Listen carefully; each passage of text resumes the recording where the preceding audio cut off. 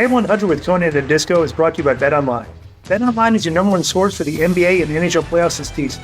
Every stat, every matchup, and even live odds while the games are being played. When the game's over, head on over to our online casino and get in on a game of blackjack or poker or unwind with one of our over 150 slots games. Head to the website today to get in on the action. Don't forget to use the promo code BELIEVE, that's BLEAD, for your 50% welcome bonus on your first deposit. BetOnline. The game starts here. Did you guys watch Dynamite? Yes. Okay, I would suggest the number should be in the high sevens for this, is what I would think, because they didn't run, there was no competition at all. But, in my opinion, this show, I don't know, we'll talk about it. Like, the show could have been better, but it wasn't bad. So they opened it with MJF versus Roosh. Bro, this is a very long match. They're not wrestling for anything. They just want to showcase MJF. 14 minutes, to be honest with you, felt longer than that. This is how'd you think he looked? Okay, I thought it was... Pull your mic down. Can you hear me? Yep. Okay, yeah. I thought it was way too long. It was mostly brawling like a grudge match, but there is no grudge, Right. Like they're beating each other like there was a grudge match, and it wasn't. There wasn't a lot of build up to it. It was a good opening match. Rush came off like a star. They had a grudge, Konnan. MJF called him in Spanish or something, right? Yeah, okay. So this made him a star. Hopefully they don't drop the ball like they usually do with Rush. He's not a big fan of doing yobs, but he's doing it to the biggest guy there. MJF took some big bumps. He's not a fan of Yeah. He took some big bumps, that suplex into the corner, another suplex off the ring apron. He always brings it in big matches, and he should be being the face of the company and still being young. Good match. Okay, I'm going to say this. I did not like the way they opened up, because they opened up with – they did the 1-2, but they were doing forearms, okay? Right. I don't know why guys don't punch. I mean, it's not – because they don't know how to. It's so silly. It's just punch and look – right, it looks better, okay?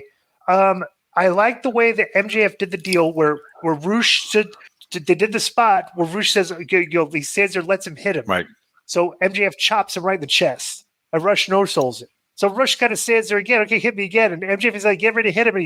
And the crowd's not with it enough. He's like telling the crowd, come on. And like 3 times he went to the crowd, like, come on. And then he ran back to chop, and he said he poked him in the eye. So that was funny. Right, yeah. Into a comedy spot. That was good. Yeah. Eddie used to do that. Right. So he stayed in character there. And he went over. But after the match, so Brian Cage, Toa Leona, Bishop Gaun, and Hechicero appeared on the big screen. And Cage said, I guess MJF has no stroke anymore, because Cage said that MJF is going to face Hechicero at Forbidden Door. And Hechicero delivered a promo in Spanish, and Leona yelled into the camera. Excalibur said the match would not be official until Christopher Daniels or Tony Khan signed off on it. What did you think about this post-match? The first thing I thought is, okay, this guy's in a job squad. They always do jobs. I mean, right. Brian is another one of many people that they don't use right. He probably thinks, oh, I'm getting TV time. But yeah, okay, you're getting TV time and you're always losing. The other 2 guys look like they should be used better, and they always lose too. So you got a guy in the job squad. Then you got a guy speaking in Spanish, which nobody understands, just like the Japanese girls. Who's this for? The Spanish people? How about the English people, dude? That's the majority of your fans. Why is this guy fighting him? Because Brian Cage said so? I mean, CMLL doesn't bring ratings. They're not a big deal with the fans because most of them don't even know who they are. Most of the people they brought aren't even stars in CMLL. So for some reason, Tony likes CMLL, and he think remember when he said when he came back, they'll probably put me in a random match against a Mexican or a Japanese. Here it is. Right, exactly. And it's like you brought MJF back, and you're using him in positions here that nobody gives a about, right? So let me make another point too. Is that the Rush thing is over. It was a 2-week feud, 3-week feud, whatever it was, and it's over. Boom. And but now it's because Forbidden. Now he'll wrestle Hechicero, beat him. That'll be over. Nobody will give a. Kind of like what they did with Orange Cassidy. Kind of like what they did with. I want to make a point here too. Right. So let's go backwards to before he got hurt. Right. Bro, how many angles did he have? Where he had an angle. He had Adam Cole, Wardlow, Samoa Joe. I think there was one other, and Swerve maybe. Yeah, he was. They had him nibbling with everybody else. Right. He hasn't revisited any of those yet. Right. And he's already you should have just picked up where you left off and got those were hot. Right. 4 inches. Right. 100%. So I don't know. I don't get it. But I agree with you. It's still an entertaining character. So I thought this was funny. This next spot. So Renee Paquette interviewed the Briscoe, Cassidy, Kyle O'Reilly, and Dante Martin in the backstage area because they have an 8-man match coming up. Okay. And Briscoe did there's 4 guys there. Briscoe did all the talking. Okay. And he said the word of the day is vengeance. He said the word of the day is redemption. And then Jack Perry, who's supposed to be this ominous, badass baby face, walks by the camera in the scene. And I just looked at him all right. So then they walked away. Then Cassidy gave Renee Paquette a bracelet at the end of the promo. Yeah, would you like to have one of my friendship bracelets? And she's like, "Oh, thank you very much." So nerdy. Every nerd had it. That's going to sell a lot if they're $15 probably. I'm surprised you're not wearing a Camarado friendship here's bracelet. What I don't get. They're holding my man down. I don't see any merch for him. Gee, I wonder Joe, why. let me ask you a question. Yes. Be honest. Sure. Be honest. Yeah. Do you have any Nick Camarado merchandise? No. An autographed picture? I'm not even that I just thought when he was, yeah, I'm sure. When he was at the factory with Riddle and QT and Clutch was there and then other guys, Abyss, he was just one of the guys. He was good, man. He hung with QT. He hung with Riddle. Who gives? We're talking about wrestling, not if you like ability factor or he put you over. He had a beer with you, and now you're a big fanboy. About beer, likability. I said he was in there. He did good with guys that are on TV now. Then why isn't he doing it now? I don't know. NXT had him too, and they just they didn't really use him. So yeah, he's not that good. He's not as good as you think. He's a little flaky. At the end of the day, you either have talent or you don't. And you're flaky. Big time. That's it. Although I would have rather seen Camarado at AAA than Parker Pedro, but that's just me. There's a reason that didn't happen. Joe, what would you do if they did a random angle out of nowhere, like Camarado won the international title? And he came out there what do you remember think, the first 6 months? He main evented a Dynamite in a cage with him and QT, and it's wow, he's a big kid. They're going to use him, and then nothing has happened. Yeah. Do you know how many? Forget it. Go ahead, Joe. Let me ask you a question, Joe. No, I want to see your PayPal history. I want to see if there's $100 money sent from Nick Camarado. If he's probably he knew about this. He'd probably be stop. Don't associate yourself with me. Isn't that good for me? All right, so this is interesting. All right, so let me make a point here. Will Ospreay has really cool clothes, really cool outfits that he wears when he wrestles. He comes in, he's got a really cool flare type robe, and he's got cool trunks and stuff and all that. And he always he always shows up in the ring like he's gonna go train at the gym or run or jog. Right. So he's got his warm-up clothes on for this segment, and so he comes out. So the Swerve comes out with Nana, and Swerve embraces style more than Ospreay does. He just looks a lot cooler out there than Ospreay does, right? So Ospreay recalled snatching Swerve's title belt the last time they were in the ring together, and Ospreay also recalled Swerve saying he can't carry the weight of both worlds. Ospreay said he's the same man who held 3 different championships on 3 different continents at the same time. And Ospreay said Swerve will find out that he's the best wrestler in the world. He brought up some Japanese guys that he'd beat and stuff and everything, so I didn't care about that. So Swerve boasted that he is the best in the world, and Swerve said he and Ospreay took different career paths for the last 5 years, and now they will meet in the Forbidden Door main event. Swerve recalled how Ospreay beat Kenny Omega and then asked if he would call Don Callis. Ospreay said he didn't need Callis or the Don Callis family. Then they go backstage, they show the Don Callis family watching a backstage monitor, and they look upset. So Ospreay asked Swerve what would happen if the kill shot he promised everyone was centimeters off. Ospreay spoke about the various moves he could use to beat Swerve and said that Swerve would wake up the next morning without the AEW championship. Ospreay said that if he uses the Tiger Driver for 91, Swerve won't leave the building alive and told him to be thankful. And Swerve mocked Ospreay for doing online videos in which he danced with Shota Umino and Mercedes Moné. And Swerve said he has no friends. He asked who Ospreay will be if he breaks his leg or whether the people still love him if he breaks his arm. Swerve said that Osprey could do the same to him, but he'd still be the mogul and spoke about being a businessman, a podcaster, and an actor. Swerve said the business will consume Osprey, and Swerve told Osprey that he's to sacrifice more to get where it's at. Swerve said Osprey would have no sacrifice the love of his wife, would have to sacrifice the love of his wife and son, and Swerve said he doesn't think Osprey was ready to do that. Osprey told Swerve, "Don't mention my son again," and Osprey told Swerve not to make it personal. Then Nana stepped in and said this wasn't the place or time. And he told them both to save everything they have for when they meet for the AEW World Championship at Forbidden Door. Nana asked the crowd whose house, and Osprey said my house before dropping the mic and leaving the ring. Swerve called for Osprey to stop and then asked him what would happen if he wanted to make it personal. Swerve told Osprey to give his love to Al and Harry, and that's Osprey's wife and son, and Osprey rushed back into the ring and went face-to-face with Swerve. Both men jawed at one another, and Swerve's entrance music played while they were face-to-face. I want to hear your take on this. Okay, the first thing was when I was looking at Nana, I was thinking, how old is this guy? You know, because I know he was in Ring of Honor, and so I looked it up. And, dude, he was in Ring of Honor for a long time with a lot of factions, right? Because he kind of looks like, huh? I think he may have been on the first show. Like, he was just he was just around. Because I went to Ring of Honor a couple of times, and I don't remember him. But anyways, he's 44. He kind of looks like somebody's greasy uncle from like Coming to America or Dr. Doolittle. You know what I'm saying? Let me get a perfect example. He's got a little pot belly, huh? If Harry, Harry, Hubbard, that's great. No. That Henry is great. Hubbard had brought his cousin to one of the shows. Right. Right. That is great. Too bad people don't know what Harry Hubbard looks like. Yeah. That is tremendous, bro. That is great. So, you know how sometimes we're thinking of, I would have done this finish different, or I would have done this different. So I'm listening to the promo, and when this guy goes, Swerve goes, well, I'm a mogul. I would have said a mogul of what? Guys that always do jobs? Because that's actually, you know, his team is that Teoloa and, right? Isn't that his team? Okay. Right. And then he said, I'm an actor, and I would have been, name me a movie you've been in. Anybody can do straight to video or whatever, right? And then he says, and I do podcasts. Who doesn't? Like, you know what I'm saying? Right. But anyways, I thought Bruv had the better promo of the two. Mm-hmm. And I did think it was a little whack, old word there, when he goes, don't ever mention my son. And he did, and they just went face to face. Somebody should have hit somebody.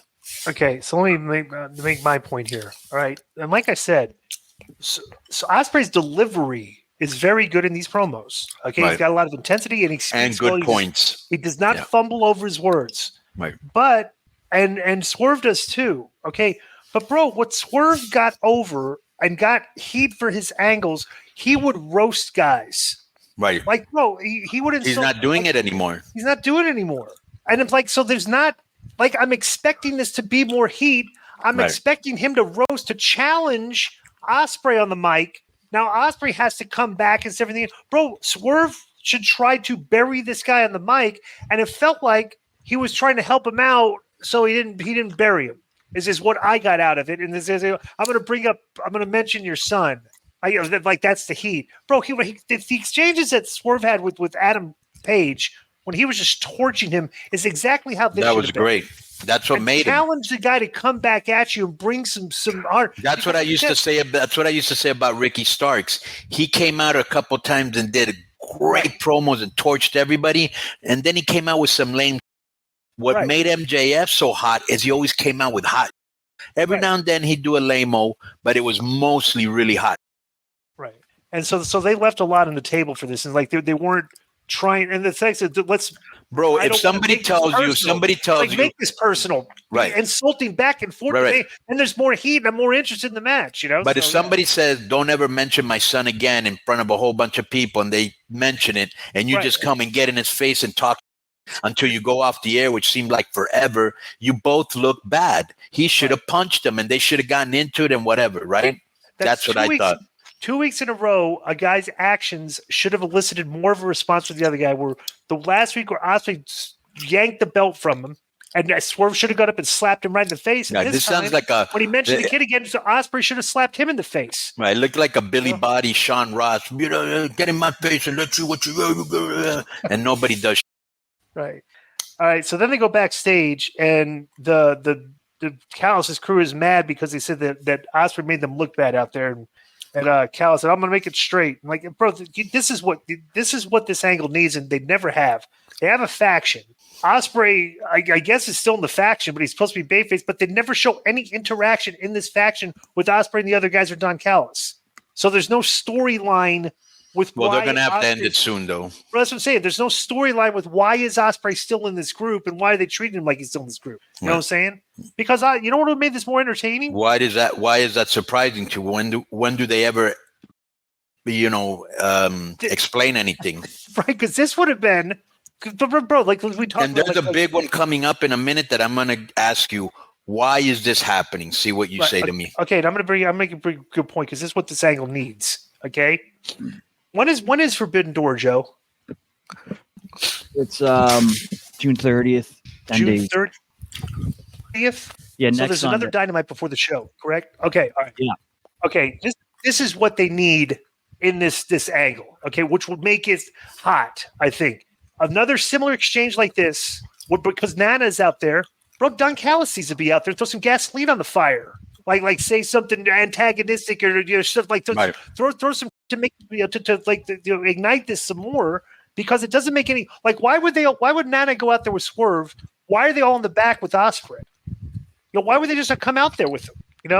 So I don't know. And then you could tell the story. Why is he out there? And they Ospreay go, "Why I told you guys to stay in the back." He's like, "Well, we just want a front row seat." Just see, there's so much stuff you can do that they're leaving.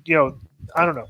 All right, so next is they do the 8-man where the Don Callis' group is wrestling Briscoe, O'Reilly, Orange Cassidy, and Dante Martin.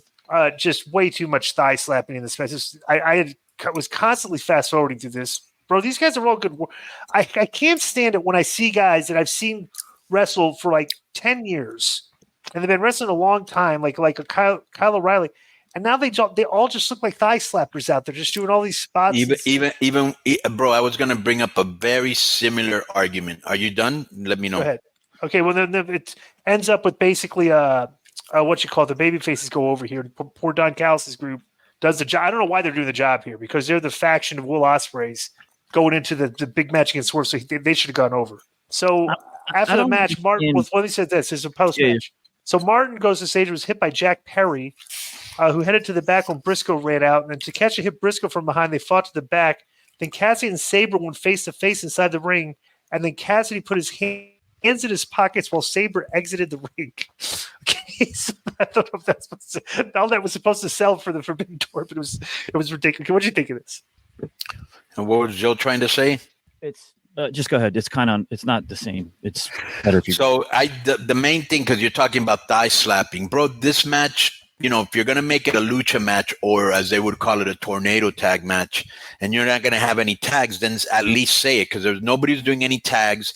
And to your point, Disco, the first part of the match, because I think they went to a commercial break, and the first part of the match, it just looked like underneath guys just doing spots with no rhyme or reason. I was like, bro, you guys are too experienced to be doing this. Right. I did like that power bomb that Takeshita did from the middle rope on Dante. That looked great. And I thought at the end with Jack Perry, all this hoopla about him coming back and he's the traitor, he's the victim, or whatever name he gave himself. What name did he give himself? The scapegoat or whatever. Yes. And they made him this big deal with the Young Bucks. Then he just comes out and does that with Dante, who's not a big deal. I mean, they've done a terrible job of bringing Jack Perry back. Right. I was going to try to make him seem like a big deal when it's like he's got beef with Dante Martin. Bro, and all he had to do was come back with his chick. I got the hottest promotion, right? I don't know if you can even say that word. I'm the son of a superstar. I'm self-paid. I don't even need wrestling. I'm a good-looking guy. I can get any. He's riding in a Lamborghini, just in LA, right? Yeah. So next is the Forbidden Door concept. To me, I'm not understanding it this year, because in the previous years it was about the interpromotional. And this will be your chance this year to see Okada and Ospreay, and even now these guys are just on the roster. I was looking at the Forbidden Door card for this year, and I'm like, this doesn't. At least in the past couple of years when they had it, they'd have like Punk. Yeah, the novelty wore off though, and now they're sticking with it. Yeah, it's too. Right. Even to though them, it's a big deal. We're bringing Stephanie Baker from CMLL. Who? Exactly. Like they had even like who knows her? Like I know who Coach is. If you're a hardcore fan or you read Lucha Blog, we're the smart marks, snobby marks that know everything, and we watch every wrestling. And if you don't watch what we watch, you're like those guys, right? That's cool, but that's the minority, bro. Yeah, but they're happy with that. That's a big deal to them. Seeing the well, because Tony's part of that sicko, as he calls himself, the sickos. You know what I'm saying? Yeah. All right. So next, we know it all. You know, we're smarter than you. We watch every wrestling that you don't. We know all the moves. You don't. Well, speaking of knowing things, you know what that is, Konnan? That's called people not growing up. Like when I was in my late teens and 20s, I was the same exact way. Who booked it? This is why aren't they pushing this guy, that guy? And then as you get older, you go, wow, I don't really know a thing. You just grow up. But they do. Yeah. All right. So Mercedes Monet had a video. She thanks Stephanie Vakir for sending her buddy Zeus. Who's that? Zelxis to warm her up. Right. And Monet capped off the video by saying there's a price to pay when you mess with her. Right. Then they go to Roosh and is upset in his locker room. And Don Callis spoke Spanish. Told him about an opportunity. Which he actually said one word wrong, but I'm just being nitpicky. So the Acclaim comes out. They're doing the rap, and they show Okada in the back, and he's like on the production thing, and he cut their mic and goes, "Oops." Thing, and everybody's like, "Yeah." It's like the crowd like giggles at that every time now, like on command. Like if he says. Finally got something over because he's not really that over, except if he wrestles and he can't speak good English, it looks like, and you're paying this guy $4 million. That guy. Okay, so the Bucks at the ringside. With them. Breaking news, since we were talking about Roosh here, because I was thinking, all right, so he'll probably get a nice payback win, and maybe get a belt or something. So I was like, let's see what he's doing coming up. And apparently I looked, and Dave Meltzer has reported you're not going to see Roosh on Forbidden Door because, quote, CMLL would be very unhappy, unquote. Now, I thought and heard... That's breaking news. No, because I heard before that it had been settled and squashed, and CMLL and AAA guys could be on the same show. So what's the problem with Roosh? Why wouldn't they want him on the same show as CMLL guys? Well, we're asking you, Konnan. Who doesn't want this? CMLL wouldn't be very because they're probably mad because he left the promotion, and they're still trying to stick it to him. Oh, I don't know why Tony listens to them. Isn't that crazy? So Roosh left CMLL. AEW is doing a pay-per-view. They're using CMLL guys, and CMLL told Tony, you can't use Roosh. Right, even though he's not in AAA. Right. Who's on this Which show. Is your guy who's not in AAA because we're still mad at him when he left with his brother. That's very petty, and I don't know why Tony listens to them as if he needs them. Bro, that's the definition. What difference do they make, bro? Really? And this is not me being bitter because they don't use AAA talent. Get over that. Right? I'm not making no money off of that. Anyways, it's like, why are you letting them, dictate your right? You're the owner, not them. Tell them if you don't want it, you're not going to make dollars. You're not going to get TV exposure. And this is what I want. I'm the owner. That's like if Heyman came to Vince back in the day, and this did happen. And it was like, well, I don't want Van Dam losing to the Headbangers, and we're not going to do it. And basically, they were like, all right. Right. Right. Out of my face. Yeah, exactly. All right. So this was a eliminator match between the Young Bucks and the Acclaimed. And I got to give them credit because I did not expect this.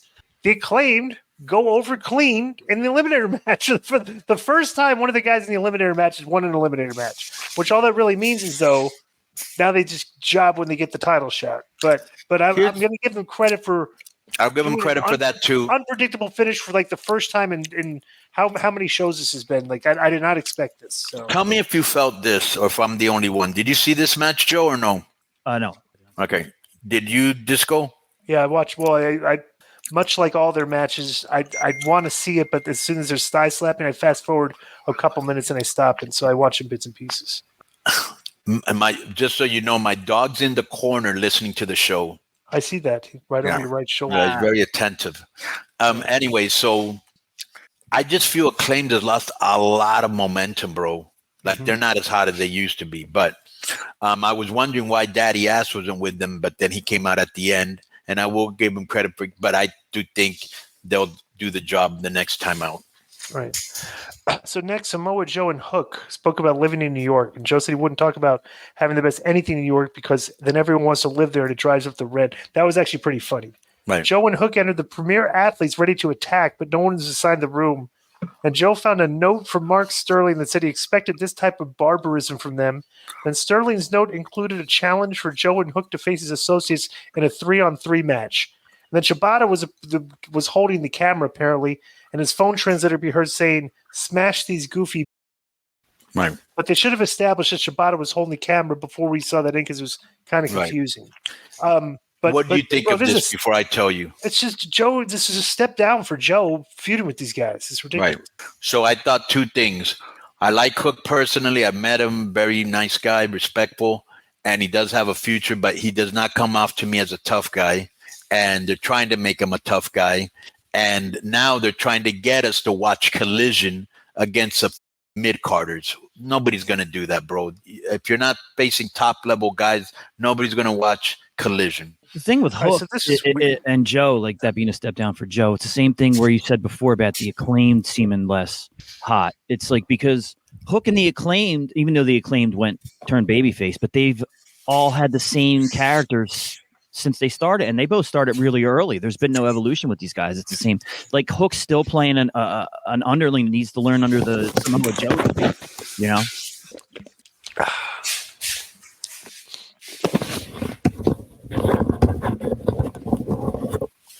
Okay, so and I agree with you, Joe. But so Mariah May hosted the AEW Women's Championship contract signing, and Mina Shirakawa was introduced first. Then they introduced Toni Storm, came up with Luther. Then May said it's been very difficult for her, and she knows they need to find out who the better woman is. And May said she loves them both. Now, they just showed a video last week of May and Mina Shirakawa that kind of told their history. So then Shirakawa took the mic from May and told her to shut up. And Shirakawa said Storm became soft in weeks since becoming a star in AEW, and Shirakawa said everyone wants her and nobody wants Storm. So Shirakawa said she would take Storm's title and her girl, and Shirakawa signed the contract. Then Storm told Shirakawa that if she raised her voice to May again, she would slap your off, love. And Storm told Shirakawa the buffet is wide open so she could grab a bowl and line up. Then Storm delivered her catchphrase and signed the contract, and May said the match was official. Then Shirakawa took the mic and told May she must choose between her and Storm. This is also like... so Saraya interrupted over the house mic and headed out with Harley Cameron. And Saraya said she didn't come alone. Then Anna Jay appeared at ringside and pulled Shirakawa to the floor before running her into the ring post. Then Cameron and Jay set up the contract signing table in the corner. Then Saraya set up for a move on May, but Storm returned and attacked the heels with her shoe. That was actually pretty entertaining. Then Storm suplexed Saraya and Storm went for a hip attack on Saraya, who rolled out of the ring, causing Storm to crash through the table. Then May and Shirakawa were shown watching from the stage like all lovey-dovey with each other, even though Shirakawa was like telling her to shut up. This is I'll say this. They had their 6 hottest girls out there all at the same time, pretty much. Except maybe you could probably throw Julia Hart and Sky Blue in there. But Julia, what did you think of this? I like all 3 girls, especially Toni, because they have no problem, embracing their sexuality when everybody else is, don't objectify us, right? At least Mira, is that her name? Mira Shirakawa? Mina Shirakawa. Mina.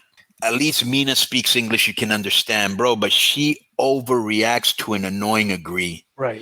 I was like, why is this nested, all the shaking and all of it? Almost like when Io Sky would touching the tongue and then, why is Anna Jay with Saraya? Could somebody explain that to me? Why is Harley with Saraya? Could somebody explain that to me? Well, Harley and Saraya have history, but it's that I keep forgetting because it's not really established yet. Well, they're just together. But why?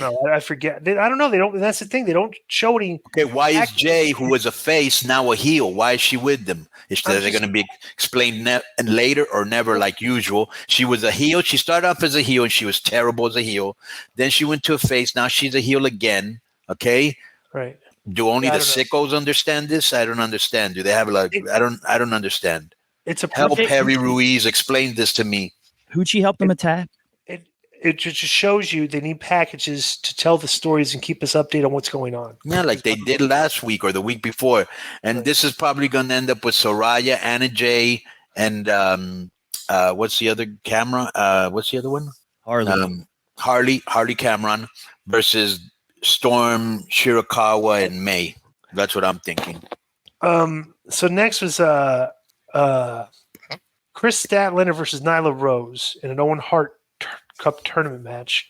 Statlander was out there with Stokely Hathaway. Statlander won with the Tombstone Piledriver. So after the match, Statlander got in the thing with Hathaway, and they stood over for some inexplicable reason.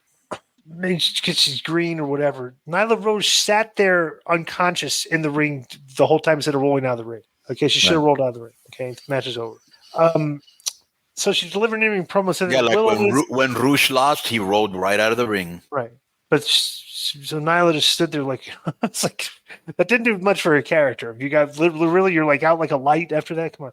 Especially since she's supposed to be like a beast and a killer and all that. Right. She's like this lifeless body just lying there after the match of the vision we see, you know. So Hathaway delivered a promo said if Willow lays a hand on him or Statlander, she'll end up in the same cell as Justin Timberlake. Then Willow appeared on the big screen and said when she wins her opening round match, there'll be no more hiding for Statlander. This is all lame. We didn't need this. You got any comment in this segment? I was not interested in this match. I'm not interested in anything they're doing, and Willow cut a good promo.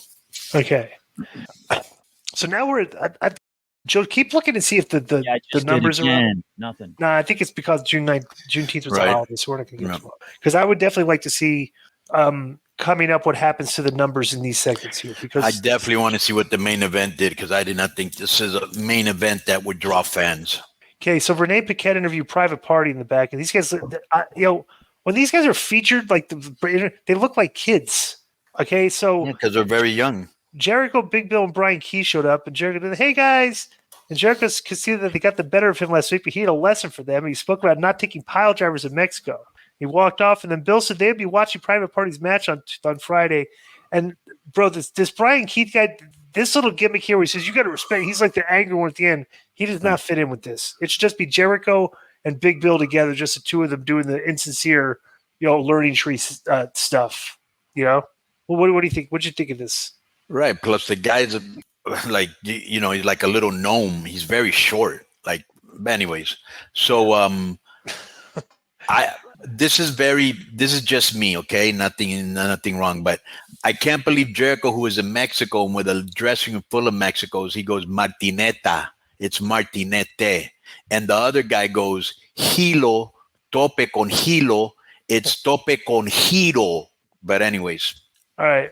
So I got a lot to say about this segment. Okay. Just booking wise, where it's placed on the show, everything. Okay.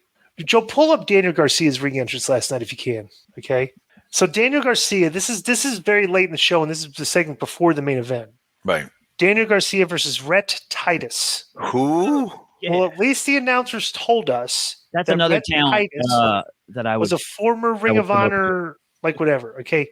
So Daniel Garcia has the dancing gimmick, and it's a very entertaining thing that he was doing. Like he was doing a lot, right? You ready? Is that his entrance coming up? Says Daniel Garcia. Yeah. All right, cool. Yeah. All right, Joe, Konnan, watch when he was. It's the wrong entrance. I saw this. Yeah, why doesn't this is Nyla, dude? AEW YouTube channel listing it wrong. Forward, Joe. Just forward on it. Nyla. Oh no, they do. Yeah, they do. They had the wrong match on there. How beautiful is that? Like, is that AEW's channel or not? Yeah. Daniel Garcia. Night. Okay, you're right. It's not. Yeah. Can you go down to the next? AEW. Daniel Garcia. Try and find it. All right. So Garcia comes out, and instead of like really embracing, all right, is this it? Yeah. Daddy Magic. Okay. Watch when he walks. Watch as he walks from the entrance to the stage. Watch this. Go back again and do that again. We're joined at the desk. Daddy Magic, Matt Menard. He just kind of like walks out there like he's Risberg. Just like walks out and then he stops. And he's like, okay, I got to do my gimmick. What the hell are you wearing there, man? Okay. It's orange. He just stands there and he puts his arms up and he goes, like a schmuck. And he does it like twice, and that's it. Tony, you were there for it. I thought he was done with that. Well, he just does it like one time. Yeah, but still, he said in a thing, I'm back and I'm this and I'm serious and I'm this. Okay. And he's still dancing. So he wrestles Red Titus and beats him in a minute. It looks like he's going to choke him out, but he hit him with some move. So, okay. I want to, when we get to the end of this segment, okay, and we backtrack and how we got here, okay, it's pretty entertaining. So after the match, now this is the Daniel Garcia out there wrestling. Bishop Kaun, Toa Leona, and they attack. So our boy Menard was at ringside too, right? So Bishop Kaun and Toa Leona jump over the rail and they attack Menard, okay, because he's on commentary. They throw him in the ring. Then Brian Cage hits a shadow walk out, and then all four heels attack Garcia. All right. So for some reason, MJF comes out now. I don't know. I thought because MJF was watching on the monitor last week. Him and Ospreay were both watching Daniel Garcia wrestle on the monitor. Remember that, Konnan? Yes. Okay. So MJF comes out. He ran to the ring and tackled Hechicero. Cage pulled MJF off, but MJF bit Cage's head. Cage ducked a double clothesline from Kaun and Leona, begged off and low blowed both men. Actually, MJF did, actually. Then MJF finally fell victim to the numbers and was locked into submission by Hechicero. For some inexplicable reason, Will Ospreay comes out now, and he rushes to the ring, I guess because he was watching Daniel Garcia on the thing last week, too. Yeah, and this is after MJF buried Ospreay last week. Right. So MJF clears the ring and then turned to one face-to-face with MJF, which drew a chant that MJF left the ring and then Ospreay helped Garcia to his feet. Okay. Now, if you were going to have a segment that ended with MJF and Ospreay face to face to draw, like that's a draw on the show, which we just saw face to face between Swerve and Ospreay. Right. Why are you starting it with a segment that's going to make everybody change a channel? Daniel Garcia versus Red Titus. Yep. Bro, that's where they don't understand, like booking and stuff. Like a lot of stuff happens. Like if you miss the Daniel Garcia Titus match, you miss a lot of stuff. And it's like, why is the Daniel Garcia Titus match even on in this part of the show? It's your semi-main event match on your show. So I don't know. Were you going to say something, Joe, that Red Titus was another guy that you liked? Red Titus is a super, super talented former Ring of Honor World Tag Team Champion as well. How come nobody knows about him? I think people know him. He was a Ring of Honor regular, and he's been only if you watch Ring of Honor. He did a job to a 185-pound guy. Right. All right. So then they go backstage. Oh, are you going to comment about this? What's your comment about this? This does nothing for Daniel Garcia. He beat a nobody that nobody really knows unless you watch Ring of Honor, and that's a very small. What I'm talking about. It's a very small niche crowd. You know. You don't remember him at all, Konnan? Seriously, he was Kenny King's. I don't. Yeah. Okay. No, I don't pretend. Why would I pretend I know him? I don't. I'm saying if I mentioned, hey, he was. Well, he was so and I used to watch Ring of Honor. Yeah. I probably did see him, but he was so probably insignificant that I don't remember him. Do you remember when Kenny King left Ring of Honor and jumped to TNA and it was like, oh, he was our tag champ and he left and all that? No. Okay. Anyway, Rhett was his tag partner. All right. So this is funny. So they go back. So now they go back. Will Ospreay's walking backstage. Now, mind you, Will Ospreay's focus is Swerve Strickland. That's the angle. Now they've decided to throw this out there too in the middle of the Swerve Strickland angle. Will Ospreay was walking backstage when Renee Paquette asked what happened with MJF, and Ospreay said he didn't care about MJF, was trying to help Garcia. So why are you helping Garcia, him? Right? So then Brian Cage comes out and he's trying to get at Will Ospreay. He's being held back by like all these security guards, and that is the way for them to set up a match for Collision on Saturday. So Brian Cage can just do a job for Will Ospreay, and they're like, right. Everybody knows Samoa Joe and Hook are going to beat whoever it is that they're fighting, the new, whatever, the premium athletes. Everybody knows it's going to happen. And that's why Collision does bad numbers. Right. So now we go to the Owen Hart tournament match, Claudio versus. Or are they doing good numbers, Joe? I'm sorry. Is who doing good numbers? Collision. No. Oh, the last one. It'll do a random good number. In general, dude. They'll do 450,000 out of the blue. Right. And these little bait and switches aren't going to work. Like it is. Right. So next, the last show did 430. Collision's last show did 431, and Rampage did 334. This past week. So Claudio and Pac, they actually had a video package earlier previewing this match. Like it was some epic confrontation. Bryan Danielson was out there doing commentary. So Claudio did the giant swing. Pac did a submission. Claudio applied the sharpshooter. Pac got to the ropes, but Claudio gave it the hold and put a crossface on. Pac rolled onto Castagnoli to force him to break the hold, and then Pac used an inside cradle to get a 2 count, and then they went back and forth with a series of pins that concluded with Pac getting the pin. So Pac won over Claudio, and this poor Blackpool Combat Club, they just stink now. So Bryan Danielson acts shocked by the outcome, and Castagnoli sat dejected in the ring and then got to his feet and declined to shake hands. And that was the out on the show. Right? All this stuff the out on the show should have been somehow you've used this match for a smudge afterwards that would have worked with Ospreay and MJF face to face. Should have been the out on the show if you were going to do that late in the show. Let me tell you about Pac. He takes too much time to set up his spots where he's going to do dives, right? And the guy has to stand there too long looking at him, right? They don't tighten this, like they don't do a spot where like maybe like I would tell guys, and they should know they've been around a while. Well, but bro, even like 20-something years ago, when the Mexican guys would do the dives and thing, I would say like it looks, even before it became a thing, I was like, this looks stupid for me to just stand there and catch you. So I would say it's like, okay, when I'm going to be walking around ringside, when you see my left hand touch the apron, take off, okay? Because then I'm going to like. And I'm going to turn around after you've jumped. I'm going to turn around at the exact same time, so you look like you hit me that I didn't. Like I wasn't there waiting for you to hit me, right? So I but Pac just he'll like climb up, look back behind him, take his time, springboard moonsault onto the guy, and the guy has to stand there the whole time looking at him, waiting for him. And it's like they don't tighten the screws on that at all, and the cameramen don't help at all because they always shoot it where they're showing the guy standing there waiting for him to dive on him. So I don't know, but yeah, I'm not a fan. I was not a fan of this match. What do you think, Konnan? I like both guys. They're good wrestlers, but most of the matches are good. What's the big deal? I don't think this was a main event match, and I want to see the ratings. And they should have ended it hotter. Right? Yeah, because their problem, the WWE is not having this problem right now, where the show is tailing off the last hour, but Dynamite has had that problem for a while now. 4 out of 5 or 5 out of 6 shows, the last hours will tail off at the end. So it's like this. Are you excited that Statlander and Pac both advanced in the Owen Hart tournament? I'm very excited about that. Yeah, people are. Are you, Joe? The Mark podcasters are complaining. Who should it have been? Rhett and Camarado? Nothing. Joe, that's a good idea. They can make them a tag team. Yeah, and you can be their manager, and they can really be whack. Crazy Eddie Feeney. Right. What was I going to say here? Everybody's mad that Jeff Jarrett is in the Owen Hart tournament. Right. What? Because, the gimmick is obviously that, Jeff and Owen had a lot of history. And Jeff, they were good friends. But Jeff doesn't deserve to be in the tournament. It devalues the tournament. What? What value? People are saying.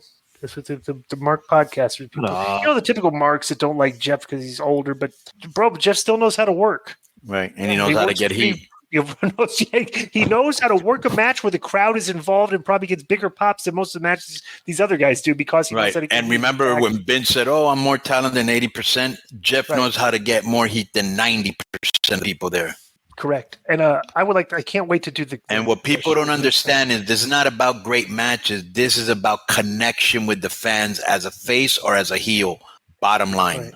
That's why all these guys that weren't connecting, like Daniel and Nana, dance because that kind of gets them over. Mm-hmm. So yeah, I never understood that criticism of Jeff, like his matches. Like he always was a convincing, viable main event guy. At TNA and at WCW and WWE, maybe because these young have no respect. One day they're going to get old and they're not going to get any respect because they think they're staying young forever. Guess what? You're not. And so if you don't have any respect for the guys that paved the way and know what they're doing and can drop knowledge on other people and are unselfish like Jeff, you're a mark. So that's been our AEW Dynamite review. Yo, what's up?